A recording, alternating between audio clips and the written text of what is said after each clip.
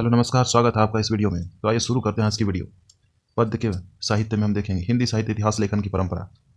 हिंदी साहित्य के इतिहास लेखन का सबसे पहला प्रयास फ्रेंच विद्वान गासा द तासी ने किया था। बहुत ही महत्वपूर्ण बिंदु है ये। गासा द तासी ने अपनी पुस्तक की रचना किस भाषा में की थी? फ्रेंच भाषा में की थी। गासा द तासी ने अपनी पुस्तक का नाम इस्तिहार द ला लिटरेक्यूर इंडो हिंदुस्तानी रखा था। यह पुस्तक दो भागों में विभक्त है, जिसका प्रकाशन क्रमशः 1839 और 1847 ईस्वी में हुआ था।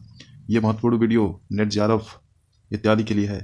यहाँ पे शुरू करते हैं। नोट्स के आधार पे हम यहाँ देखते हैं, यह ग्रंथ ग्रेट ब्रिटेन और आयरलैंड की प्राच्य साहित्य अनुवादक समिति की ओर से पेरिस में मुद्रित किया गया था, प्रकाशित किया गया था। इस्तिहार द ला लिटरेक्यूर इंडो हिंदुस्तानी द्वितीय संस्करण में 3 भागों में विभक्त हो गया, जिसका प्रकाशन सन 1871 ईस्वी में भी हुआ था। गासा द तासी ने अपनी पुस्तक में हिंदी और उर्दू के अनेक कवियों का विवरण अंग्रेजी वर्ण क्रमानुसार दिया हुआ है। गासा द तासी के ग्रंथ में कुल 738 कवि हैं, जिनमें 72 शेष उर्दू के हैं। डॉक्टर लक्ष्मी सागर वासड़े ने तासी के ग्रंथ का हिंदी अनुवाद हिंदुई साहित्य का इतिहास नाम से प्रकाशन सन 1922 ईस्वी में कराया था।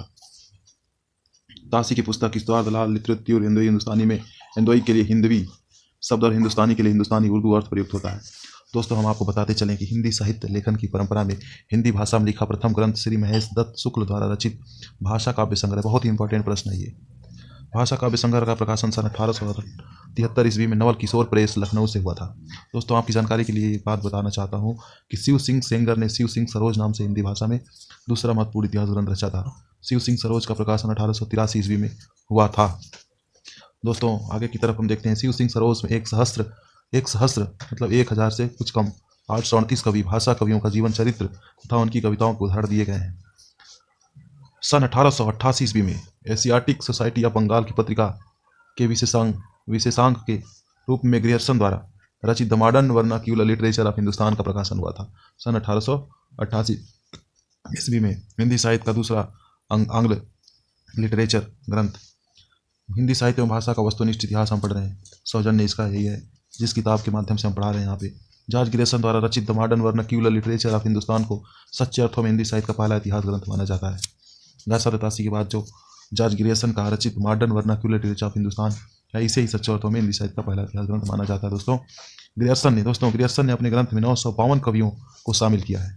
डॉक्टर किशोरीलाल गुप्त ने the modern vernacular literature of Hindustan का हिंदी साहित्य का प्रथम इतिहास शीर्षक से हिंदी में अनुवाद किया, जिसका प्रकाशन सन 1957 ईस्वी में हुआ था। किसने प्रकाशित किया था? डॉक्टर किशोरीलाल गुप्त ने the modern vernacular literature of Hindustan का हिंदी साहित्य का प्रथम इतिहास नाम से प्रकाशन किया गया था। दोस्तों, हम रिपीट इसलिए कर रहे हैं कि ये बात बहुत ही इंपॉर्टेंट है, बहुत ही महत्वपूर्ण, बहुत ही सभी परीक्षाओं में पूछे जाने वाले बिंदु हैं ये। ग्रियर्सन ने कवियों और लेखकों को कालक्रमानुसार वर्गीकरण तथा उनकी प्रवृत्तियों को स्पष्ट किया था। सर्वप्रथम विभिन्न युगों की काव्य प्रवृत्तियों की व्याख्या करते हुए उनसे संबंधित सांस्कृतिक परिस्थितियों और प्रेरणा स्रोतों का उद्घाटन किया। प्रस्तुत ग्रंथ को विभिन्न कालों खंडों में विभक्त किया है तथा प्रत्येक अध्याय का काल विशेष का सूचक है ये।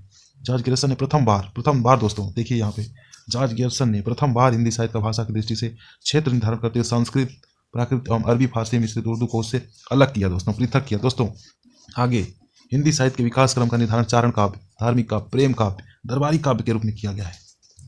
16वीं शताब्दी के युग भक्ति काल को हिंदी काव्य का स्वर्ण युग, ग्रियर्सन ने स्वर्ण युग के नाम से, ग्रियर्सन की महत्वपूर्ण उपलब्धि है ये।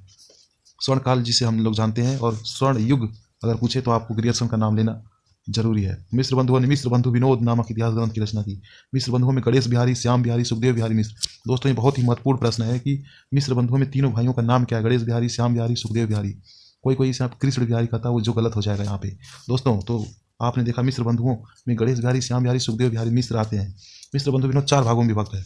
हाँ जी दोस्तों, आपको बताते चलेंगे मिश्र बंधु विनोद 4 भागों में विभक्त है, जिसके प्रथम 3 भाग का प्रकाशन सन 1913 ईस्वी में तथा चौथे भाग का प्रकाशन सन 1934 ईस्वी में हुआ था। दोस्तों, आगे देखते हैं, हम आगे की तरफ बढ़ते हैं। मिश्र बंधु विनोद में 4591 कवियों का जीवन वृत्त वर्णित है। दोस्तों, ये बहुत ही महत्वपूर्ण प्रश्न है। इसमें अनेक अज्ञात कवियों को प्रकाश में लाने के साथ ही उनके साहित्य महत्व को स्पष्ट करने का प्रयास किया गया है।